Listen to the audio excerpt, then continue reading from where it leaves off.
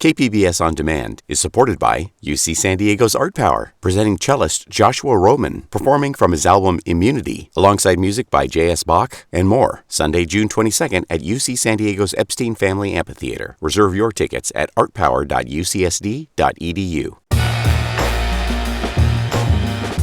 It's time for KPBS Roundtable. I'm Andrew Bracken. This week, a wide-ranging conversation on the state of education in the San Diego region.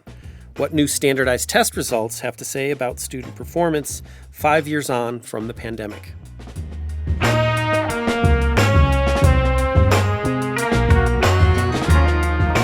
What we've long seen in education is that socioeconomics plays a massive role.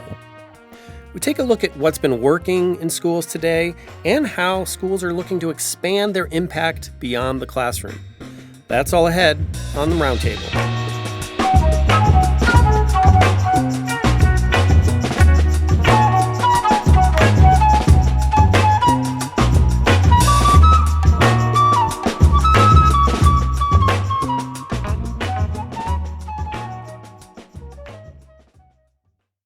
The nation's report card is out, and while standardized tests may not tell us the whole story, they can give us a glimpse into how the nation's students are faring. So what do these results tell us about how San Diego's kids and schools are doing today? To talk more about it, I'm here with Katie Anastas. She is KPBS's education reporter. Hey, Katie. Hi. And I'm also here with Jacob McWhinney. He is the education reporter at the Voice of San Diego. What's up, Jacob? Nothing much. How's it going, Andrew? Well, I want to thank you both for being here. Katie, this is your inaugural time on Roundtable, so thanks for being here. Welcome. Jacob is more of a vet. He's back again with us. So let's get into it. You know, one of my, and I'm sure my kids' favorite subjects, tests. I'm wondering if you can each give us a short headline of what these results show us about how students are doing today. Katie? I'd say for San Diego Unified, my headline would be, reading is fine, math is getting better, but income is still a factor. Jacob? I think that's a really important thing to consider, right? This income metric here.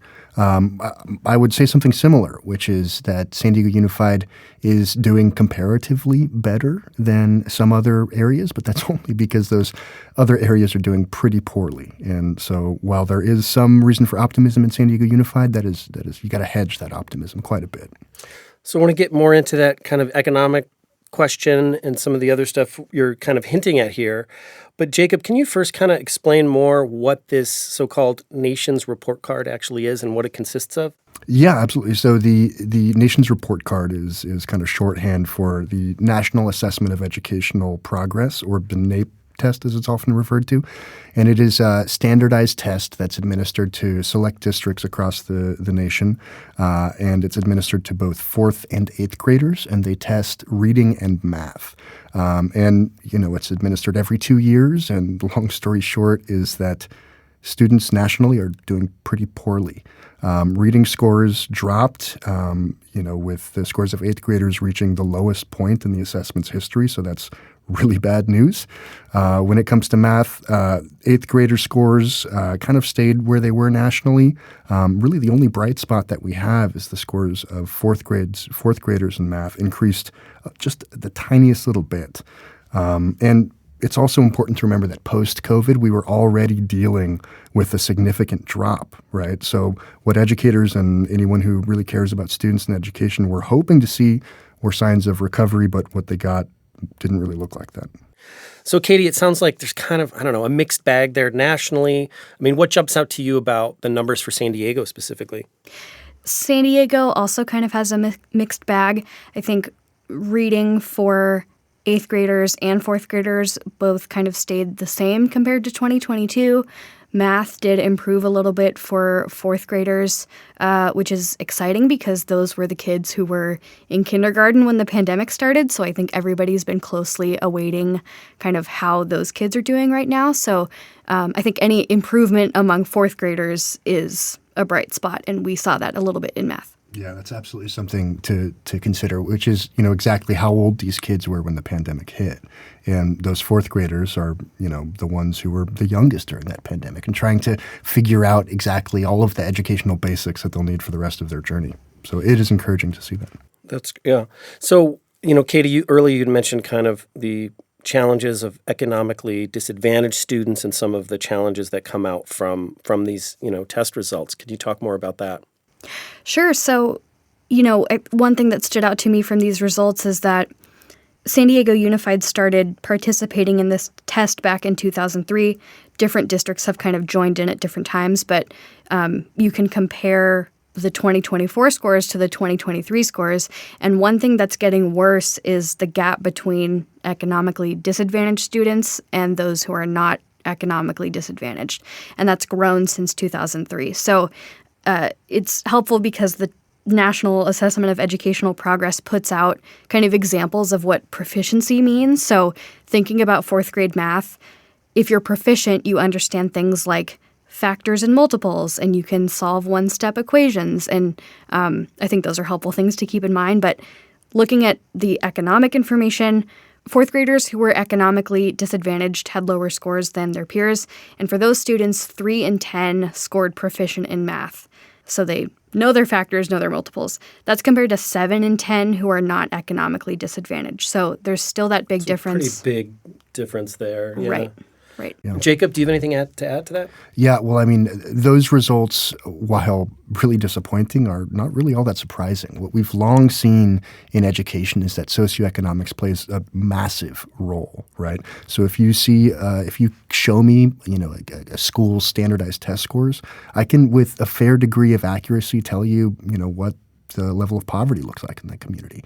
As poverty rises, test scores fall. As poverty falls, test scores rise. And so this achievement gap that Katie's describing has been around for a long time. It's something that's plagued education, and it's something that educational leaders still don't know how to solve, even though they've been trying. So I think around, this conversation around San Diego schools, a lot of times it seems like we're talking about San Diego Unified solely. But the fact is there's 40 other local school districts, right? So how do you judge how they did in these tests and how they're doing compared to the San Diego Unified data we have here? So the NAEP scores, right, they only judge select districts. San Diego Unified being one of the large urban districts, in the country, they take part in the NAEP scores. The only real metric that we have to judge how, let's say, Lakeside Elementary School District and San Diego Unified, how they compare, are statewide test scores. And statewide test scores really back up what we've seen at the national level. There were big drops after the pandemic, and while districts like San Diego Unified have slowly started to claw their way back up, they still haven't kind of regained the big losses that we saw. And like I mentioned with socioeconomics, when you look at a Cajon Valley school district, which is a district with a high level of poverty, and you look at a San Dieguito, those districts perform very differently. And as you would expect, San Dieguito does a lot better than Cajon Valley. And a lot of this, again, boils down to socioeconomics. And Katie, you've done some reporting on some of these more rural school districts and some of the particular challenges they face that maybe, San Diego Unified with its, larger size may not. How do you see that playing out in school performance in the student assessments? Well, I've focused on kind of capital improvements and construction. And we saw in the last election, a lot of districts across the county had bond measures on the ballot, and I think about half of them passed and about half of them didn't. And as we heard throughout the election, kind of household income and your day-to-day bills played a big role in how you voted this year, and that was true for bond measures too. So wealthier districts are much more likely to pass a bond because those are households that feel like they can handle a slight tax increase. In lower income districts, those families don't feel like they can take that tax increase, and so they vote against it. And I visited Ramona Unified, for example, and talked to folks in the San Ysidro School District, and in both of those districts, they have too small of a staff to spend the time that it takes oftentimes to apply for state funding and get in line for state grants and have what takes the work of a full-time staffer and add that to the plate of somebody who has, 5 other roles in these districts. And then on the flip side, Jacob, we have San Diego Unified, which you could argue is, so much infinitesimally more larger than these smaller ones. How does that impact, how they approach their approach to education? It impacts it a lot, right? So San Diego Unified, we think about it, second largest district in California, 100,000-ish students. It's been dropping for a long time. But that size means that you can essentially operate these economies of scale, right? So when you look at a San Diego Unified budget, and you think about administration, there is less of a percentage of their budget being spent on administration than, say, a DeHisa, right, which has just a couple of schools and inevitably has to have a higher percentage of their staff be administration. That can help out for districts like San Diego Unified. It also means that they have people whose whole job is basically to, liaise with the state and try to increase funding and try to get their legislative priorities passed. So it can make a big difference to have these big districts. And there has long been a conversation of whether San Diego Unified is too big, whether these small districts are too small. I can't really comment on exactly how these should be put together, but I do think that research shows that a district of a certain size, of a certain larger size, tends to deliver better results than super tiny districts, unless that super tiny district is in an area that's very, very wealthy and gets a lot of funds from property taxes. So, Katie, before joining us here at KPBS, you were reporting in Alaska on education issues there. What jumps out to you that's different or maybe the same about what you see here in San Diego schools? I think that speaking of kind of rural versus urban districts or smaller districts versus large districts, in Alaska, the smaller districts are often really geographically isolated. My first job was at a station on an island that has a population of about 2,000 people. And there, you're leaving town to get pretty basic medical treatment. All of your groceries are getting flown in or delivered in on a boat. And I think a similarity is that the cost of living is a huge factor for families, for teachers. It influences where people choose to live. An interesting thing that was going on in Alaska when I was there was that the state was coming up with new statewide standards for reading curriculum. And they were in the process of rolling out new rules of, when do you have to decide whether to hold a student back for another year? And how are you going to communicate that to parents? And how are you going to fund this mandate that's being put out to students? So I think all schools in Alaska are very in tune with what's happening at the state government level. And I think that's something I want to bring to my reporting here is keeping an eye on how are legislative decisions at the state level playing out at the local level, because that's huge in Alaska.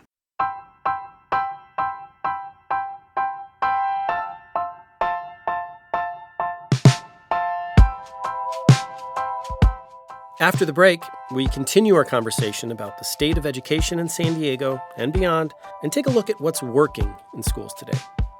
You're listening to KPBS Roundtable.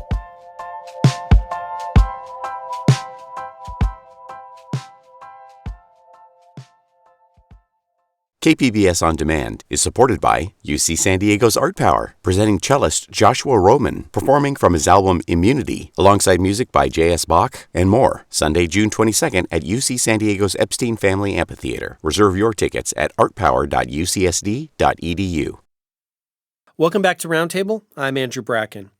I'm here with Katie Anastas from KPBS, along with Jacob McWhinney from Voice of San Diego. And today on the show, we've been talking about how San Diego school kids are doing 5 years on from pandemic school closures. So now I want to kind of take us back a little bit. We've been kind of talking about these results today, but, this has come up a couple of times in our conversation, just reference to the COVID pandemic and just really, the signpost it's become for education, right? I think when, seeing these test results, it's often, student performance now versus pre-pandemic levels. I see that kind of reference a lot. And we're reaching this sort of 5-year mark of when schools were closed, when the pandemic took hold and really kind of turned, education upside down. And I'm curious, I wanted to kind of throw this to each of you. What do we know now about the pandemic's long-term impacts on kids in schools? Jacob? Well, I think the big headline is that it really screwed kids up on a whole bunch of levels. I think that social emotional learning really took a hit. And then you look at a whole bunch of educational indicators, whether you want to look at test scores. But for me, one of the primary things that I've been worrying about a lot over the past couple of years is chronic absenteeism. If anybody's read my work, if anybody's heard me on Roundtable or KPBS before, I'm often droning on about chronic absenteeism because it is one of the most impactful things that happened over the pandemic. And it's been one of the sort of top priorities of school districts over the last, 2-3 years? Yeah, absolutely, for a lot of reasons, right? One of those is that chronic absenteeism, which is when a kid misses at least 10% of days in the school year, is a leading indicator of how well they're going to do in school. It's an indicator of whether they're going to drop out. It's even an indicator by those dropout rates of whether or not they're going to have to deal with infractions in the law later in life, right? And in addition to that, schools are funded based on attendance. And so schools are really motivated by that bottom line to make sure that kids are showing up in school. And when we talk about chronic absenteeism, the big trend that we saw was from the year before the pandemic to the year after kids got back into school. We saw what was essentially a tripling of chronic absenteeism, which is not a good sign, right? And so when we have the socioeconomic conversation, we saw this in chronic absenteeism as well, right? So even though all schools tended to see their rates of chronic absenteeism triple, what that tripling looked like was very different because schools started at very different places. The example I always use is Bird Rock Elementary and Rodriguez Elementary. Bird Rock in kind of the PB La Jolla area and Rodriguez in kind of the Barrio Logan area. Both of those schools saw their rates of chronic absenteeism triple. But Rodriguez started at 25% chronic absenteeism, and Bird Rock started at 3% chronic absenteeism. So coming from very different places. Very right? different places. And so despite the fact that they tripled, after that tripling, Rodriguez ended up at 76% of their kids were chronically absent, and Bird Rock ended at around 12%. And that's a really difficult thing to try to figure out. Especially because why kids are chronically absent can be really different. And when you look at these socioeconomic factors, it makes a lot of sense, right? Maybe a parent has to work 2 jobs, can't give their kid a ride to school. Maybe they don't have a car. Maybe a kid has to stay home and watch their younger sibling. So figuring out how schools can get involved and actually make an impact and make a dent on how much school kids are missing has been really difficult. But as you said, both schools and the San Diego County Office of Education worked really hard to try to make sure that kids are in school, whether they instituted things like home visits. There were a lot of these things called nudge letters that went out that were letters sent to the homes of parents of families whose kids were chronically absent, trying to explain first what chronic absenteeism is, because there's so much jargon in education that's not a phrase that most parents understand, but also the impact of chronic absenteeism and that their kid was either chronically absent themselves or in danger of falling into it. And these kinds of strategies showed that some success. And earlier you had referred to, you had mentioned San Diego Unified has seen enrollment drops, over the past couple of years. I mean, are those related, or is that other factors altogether in your view? I think those are other factors pretty much altogether. What San Diego Unified did and will probably see from chronic absenteeism is funding drops because, again, so much of funding is tied to that. The good news is that all that hard work that schools did, it's starting to make a difference, right? So countywide, we saw chronic absenteeism jump from like 10% to 30%. It's now been brought down to about 20%. Which, again, is an improvement, but it's still twice as bad as it was before the pandemic. And so figuring out not only how to fix this in the present, but also in the future when funding sources are less bountiful than they were during the pandemic and directly afterwards, that's going to be a big challenge that schools are going to be stuck trying to figure out for years. And, when I think about, the pandemic and the impact it's had on schools, technology is a big piece of it. As we know, as schools closed, we went to kind of the virtual classroom. How is that still present in kids' lives today, Katie? Well, I recently went to Horton Elementary School to talked to students and teachers after these scores came out, and I spoke to one fourth grader, and I said, do you remember how you felt when you got to school in person for the first time? Like, what was that switch like for you? And she said, it was really nice because I could actually focus, and I wasn't looking at my screen all day. And this was coming from a fourth grader. Like, she had this awareness of, my attention is better when I don't have to look at a screen all day. And that really stood out to me, that kind of awareness of that change within herself and her own attention span. I spoke to her teacher, Winnie Gonzalez, and I asked her, what changes did you see when students came back? And this is what she had to say.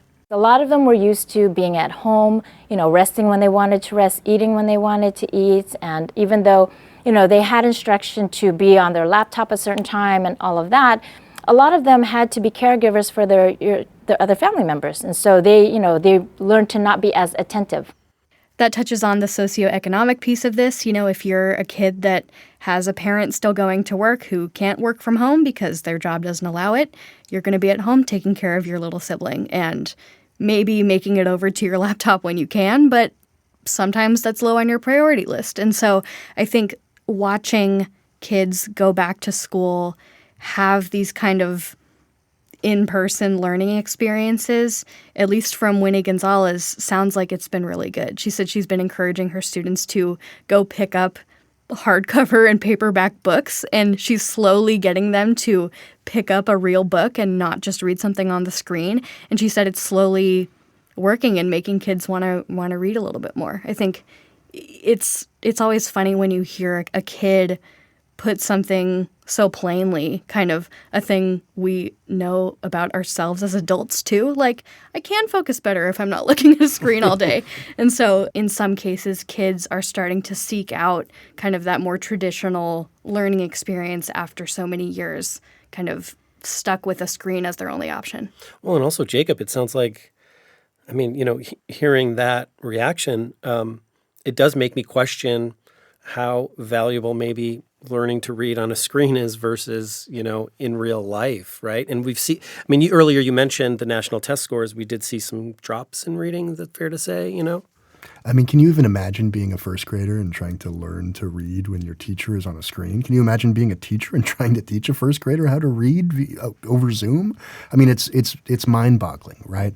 And it underscores a lot of what we've seen. One of the things about chronic absenteeism that we see, there is a lot of this picture that are physical problems, right? Transportation issues, logistical issues like that. But one of the things that researchers have started to land on, given how kind of sluggish of a recovery chronic absenteeism has seen, is that families and kids' relationships to schools may just be different than it used to be before the pandemic, right? I think a lot of parents view school as more optional. They're more willing to keep their kid home if they're sick.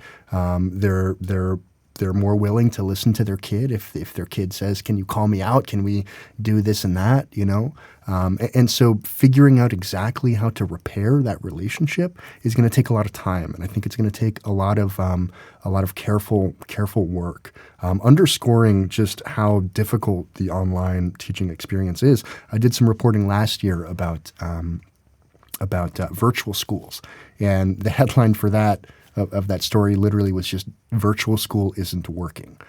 Because we see very, very, very clearly through performance data that virtual options tend to leave kids with worse test scores than any other option, particularly fully virtual options and particularly for fully virtual charter schools.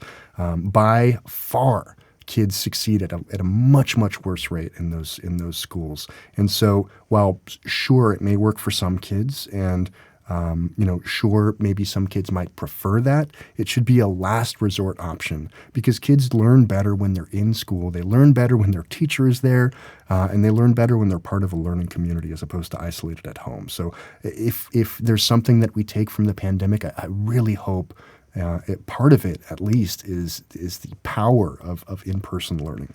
I have to, in full disclosure, just say, Jacob, I can't imagine what it was like to be a first grader on the screen, but I can imagine what it was like to be the parent of a first grader on the screen in 2020. Well, give us that perspective. What did it seem like? Impossible. I rest my case. Yeah.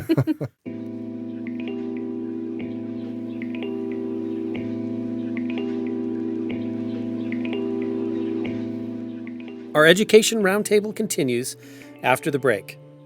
You're listening to KPBS Roundtable.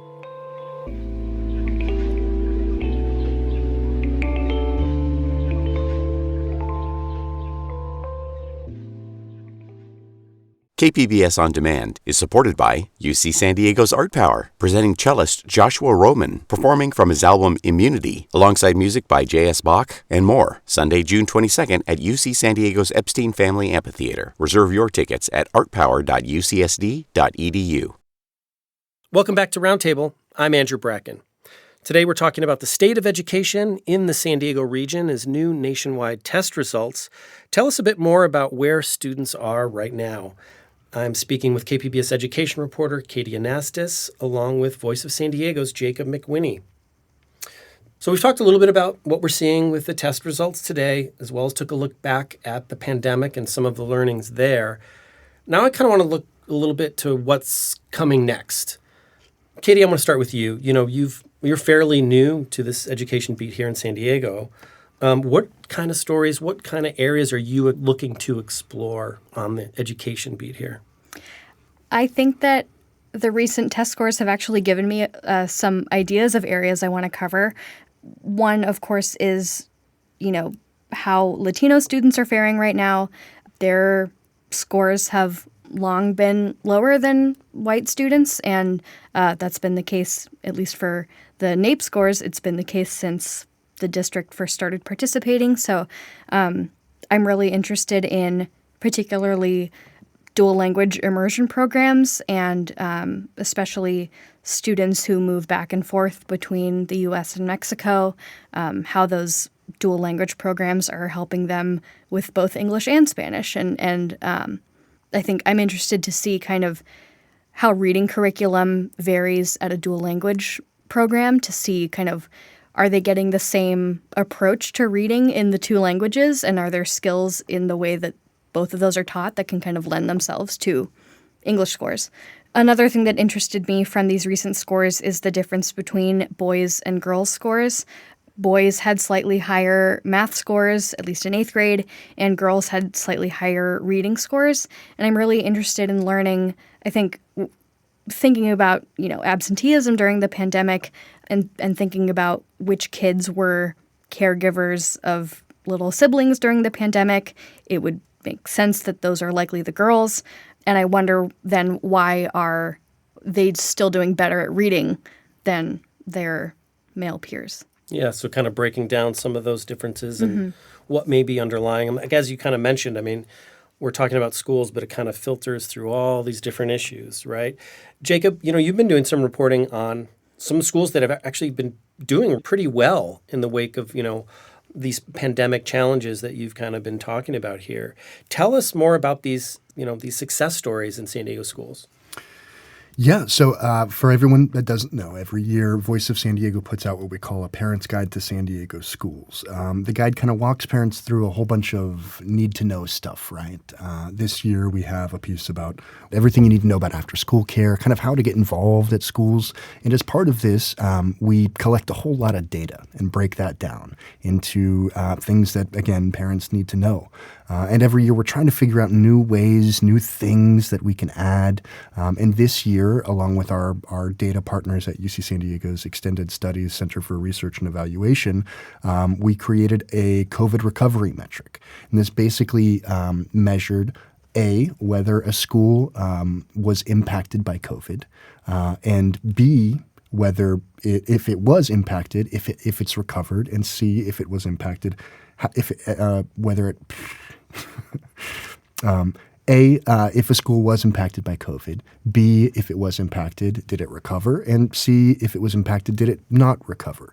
And so I kind of got inspired by that metric and did a little bit of a pivot and tried to figure out how many schools had more kids meeting state math standards and English standards than before the pandemic. The list was very short, actually. Of the around 700 schools in San Diego County, only 96 of them had more students meeting state standards in English and math, so it's about 13%. And there were a lot of similarities in terms of what they were focusing on.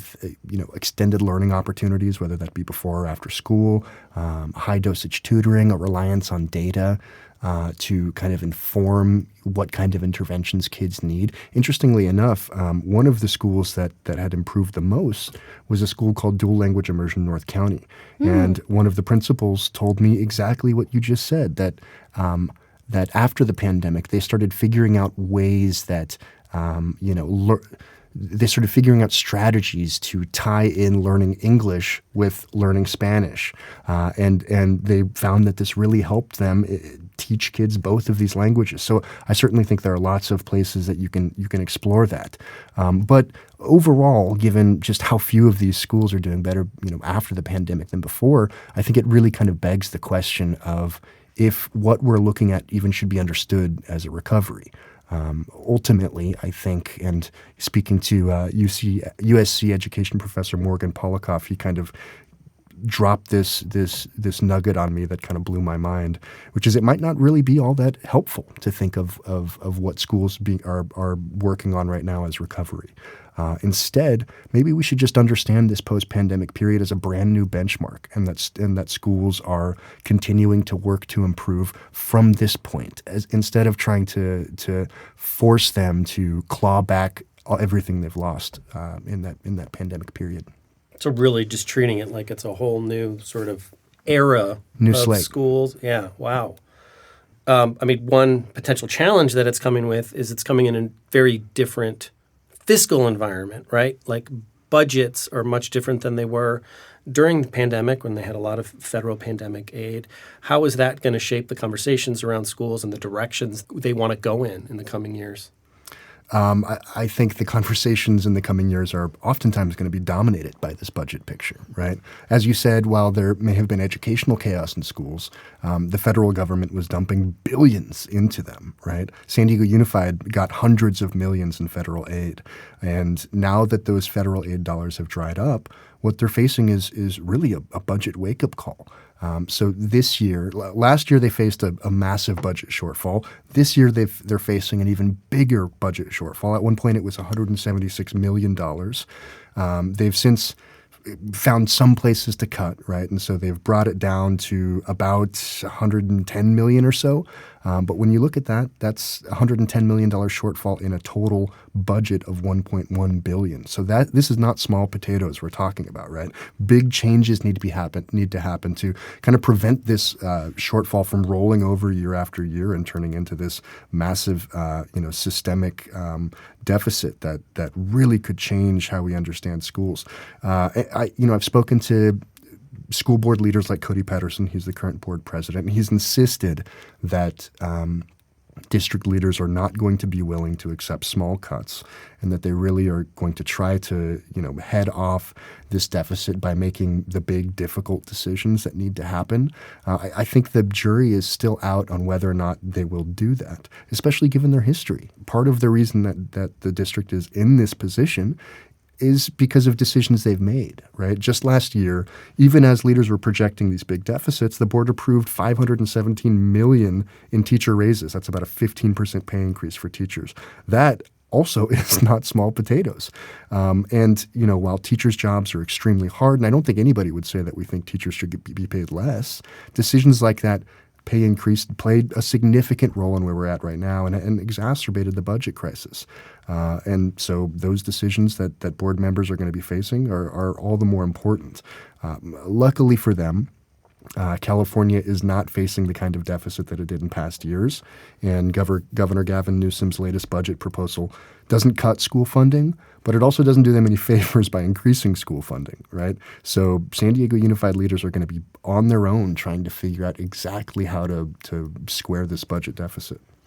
And around all that, Katie, you recently did a story reporting on how San Diego schools are facing a problem with not having enough special education teachers, and it sounds like they're just simply overwhelmed, right? They have too many, their caseloads are way too high, right? That's right. The contract between the teachers union and the district sets a limit of the number of students that each education specialist can have kind of in their caseload.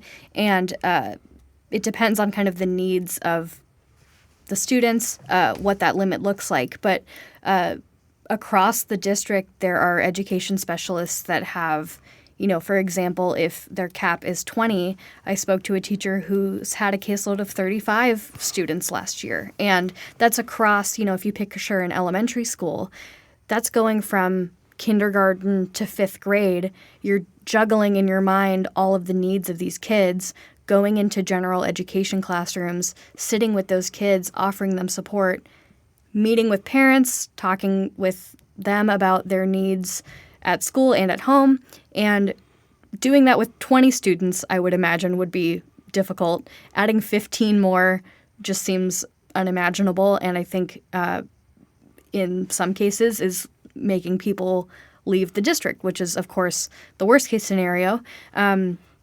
A lot of the teachers I spoke to made the argument that it's hard to recruit new teachers when the assessment from the current staff is this is really, really difficult. And the district, for its part, is setting up kind of a partnership with local universities to try to recruit special education teachers that way. In the past, they've helped teachers get their special education credential so that they can take those jobs if they open up in the district and want to. So they're looking for ways to kind of build up their teaching staff in special education.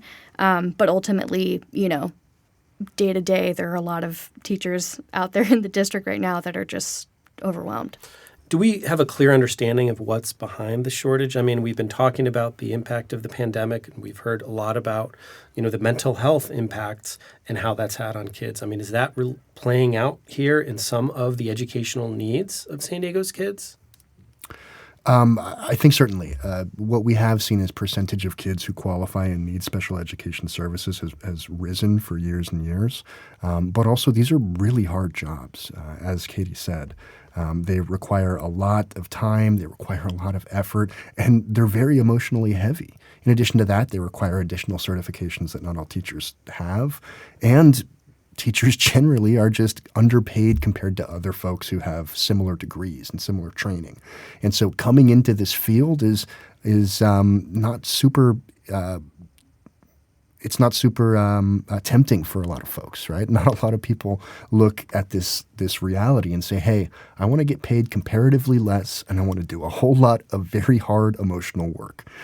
So these shortages, they exist across the state. They exist across the country, and it's particularly in special education. And I think a lot of it is because that work is really damn hard and teachers don't get paid a whole lot to do it.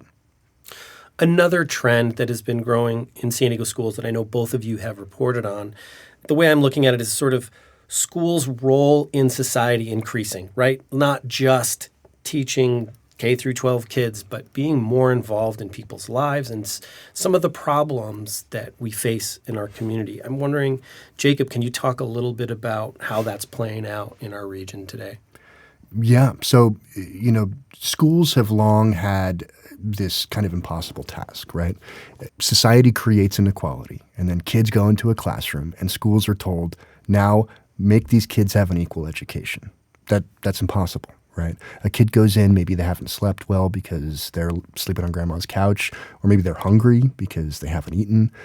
Inevitably, they will have different results than a kid whose parents can afford a tutor, for example.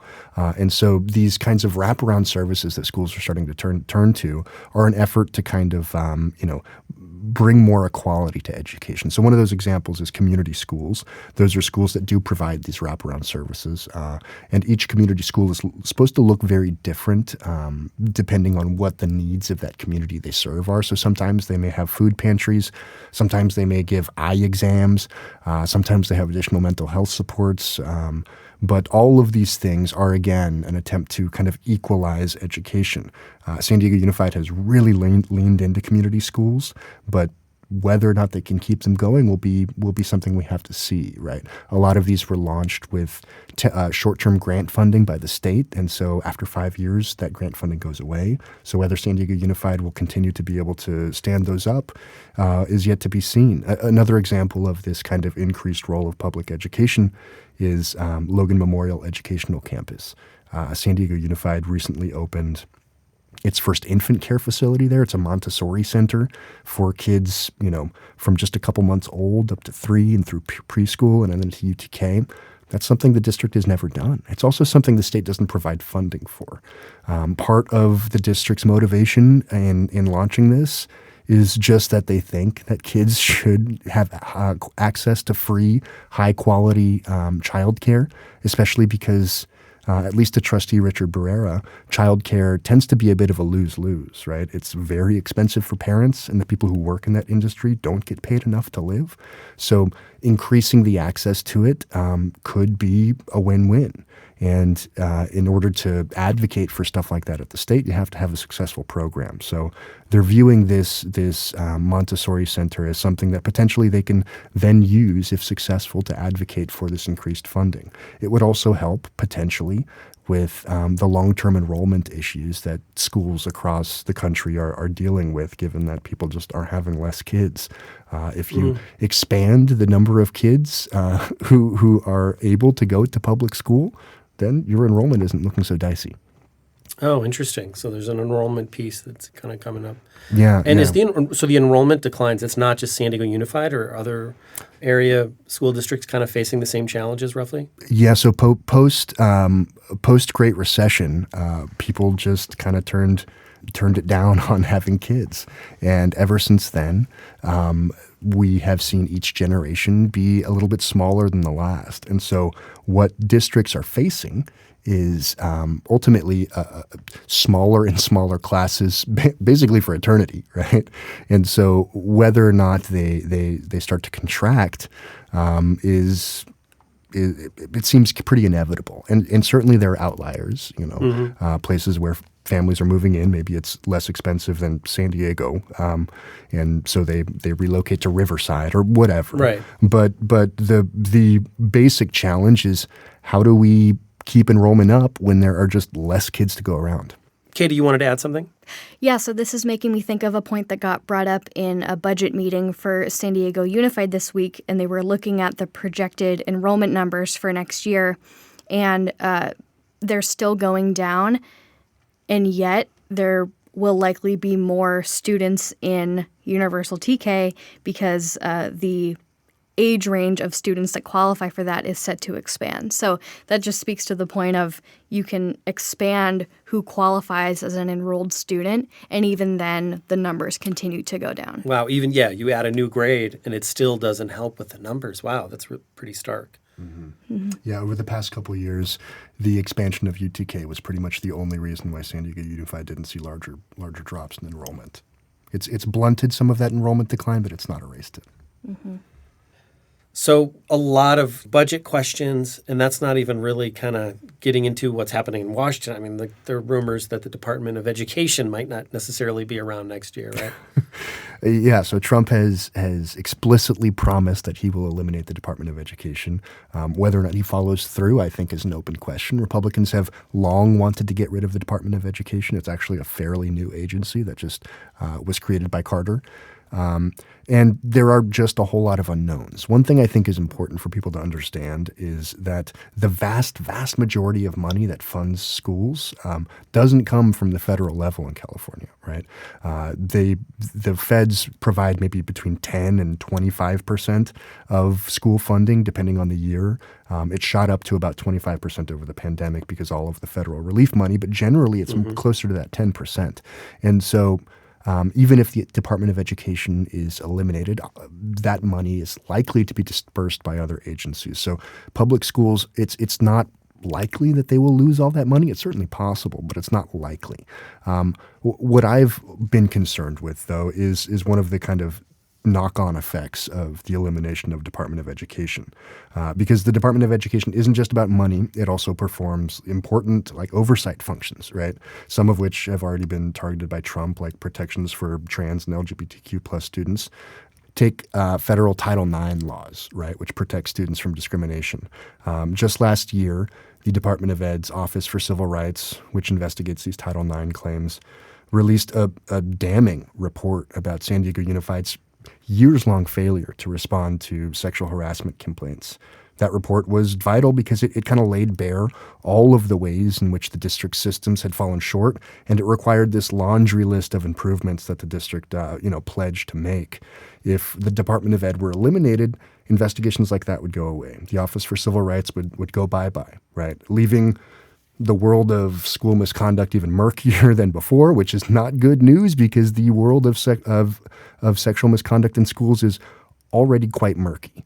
And so while I think Trump's goal with all of this is to eliminate what he views as, evil woke DEI stuff, what could end up happening is important oversights that are meant to protect the most vulnerable of students could go away and leave students even more vulnerable. We're going to have to leave it there. We started talking about tests, but clearly it's so much more going on with, schools and students. I just want to thank both of you for being here and kind of like taking the time to kind of dig into this, because I know as a parent myself, sometimes, you see a headline here or there and you don't know kind of where things are. So we really appreciate you breaking this down. I've been speaking with KPBS education reporter Katie Anastas, along with Jacob McWhinney, who's the education reporter with The Voice of San Diego. He also does some cool local music reviews. You should check it out. But thank you both for being here, and we got to do this again. Thanks. Anytime. Yeah, thanks for having me, Andrew.